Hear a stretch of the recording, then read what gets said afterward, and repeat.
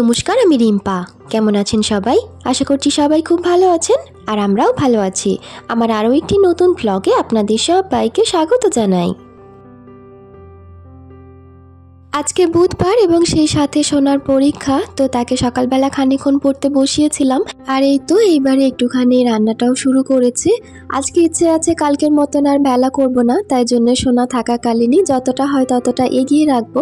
তারপরে যখন ওকে গাড়িতে তুলে দিয়ে ঘরে চলে আসবো, এসে আবার বাকিটা করব। নুনের মতনই সর্ষেটাও আমাদের বাড়ির তরকারিতে প্রয়োজনীয় একটা উপাদান, তো এটাকেও সেজন্য একটুখানি বেশি করেই মিক্সিতে পেস্ট করে রেখেছি। আর এর মধ্যে একটুখানি সর্ষের তেল আর কাঁচা লঙ্কা দিয়েছি, এতে করে কিন্তু সর্ষের টেস্টটা একেবারে খারাপ হয় না। ফ্রিজে সর্ষে বাটা যদি স্টোর করে রাখার হয় তখন আমি এইভাবেই বাটি, এতে করে স্বাদটাও বেশ অনেক দিন একই থাকে। আর তরকারিতে দিলে তরকারির স্বাদটাও মানে এমনই মনে হয় যেন এখনই সর্ষেটা বেটেছে। আর আজকে রান্না বলতে সিম্পল রান্না করব, সেরকম কিছু করব না। এই যে উচ্ছে আলু ভাজা করেছি আর কয়েকটা কাঁচা টমেটো পড়ে রয়েছে, এই কাঁচা টমেটো আর আলু দিয়ে একটা তরকারি করব আর মাছের ঝাল করব। টমেটোগুলো যেহেতু কাঁচা, একটুখানি ভেজে তুলে রাখতে হয়, কেননা কাঁচা জিনিসের তো একটা গন্ধ থাকে আলাদা। তো সেই জন্য একটু লাল করে ভেজে নিয়েছি, নিয়ে এবারে আলুগুলো একটু ঝোলের মতন করেই কেটেছি, ঠিক যেমনটা মাছের ঝোলে দেয়।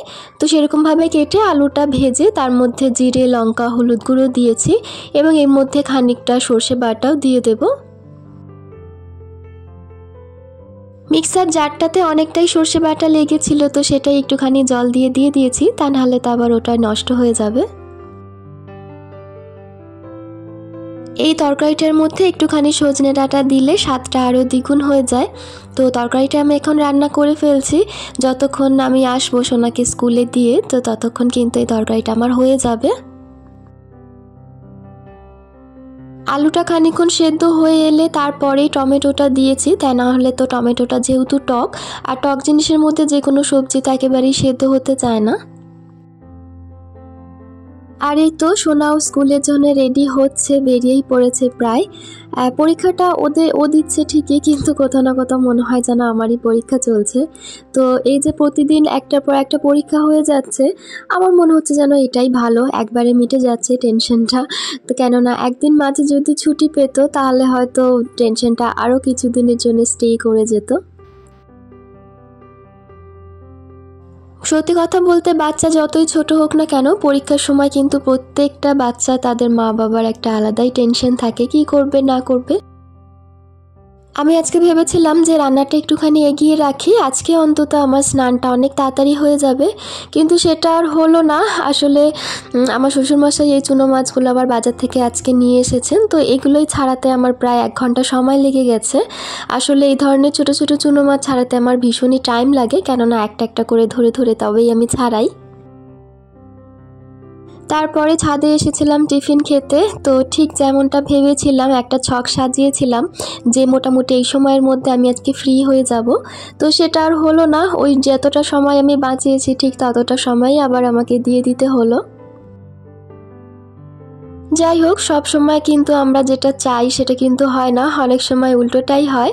তো তখন নিজের মনকে এটাই ভেবে সান্ত্বনা দিই যে যেটা হয় সেটা ভালোর জন্যই হয়। এখন তো শীতকাল, গাছগুলোতে সেভাবে আর জল দেওয়ার প্রয়োজন পড়ে না, একদিন ছাড়া জল দিলেই হয়ে যায়।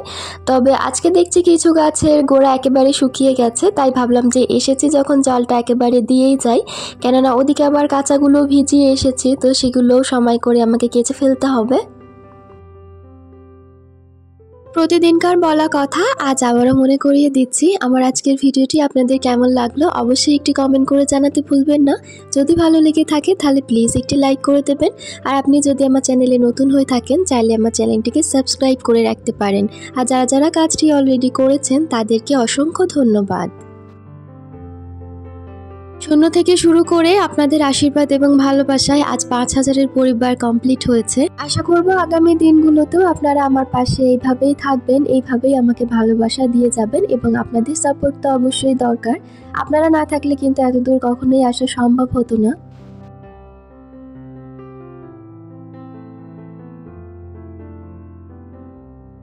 কাঁচা ধোয়াগুলো করে নিয়ে স্নান সেরেছি। আজকে কিন্তু সময়টা সেভাবে পার হয়নি, তবে কালকে কিন্তু খুব তাড়াতাড়ি সময় পার হয়েছে। এবং অনেক সময় দেখা যায় কি, হয়তো মনে হচ্ছে যে অনেক কাজ করছি, অনেকটা সময় কেটে গেছে, কিন্তু অবশেষে দেখা যায় যে সময় বেশি যায় না। হয়তো তখন আমাদের যে কাজের গতিটা থাকে সেটা হয়তো অনেক তাড়াতাড়ি থাকে, তো তাই জন্য বিষয়টা হয়। আর এই তো স্নানটা সেরে এসে ঠাকুরের ফুল তুলছি।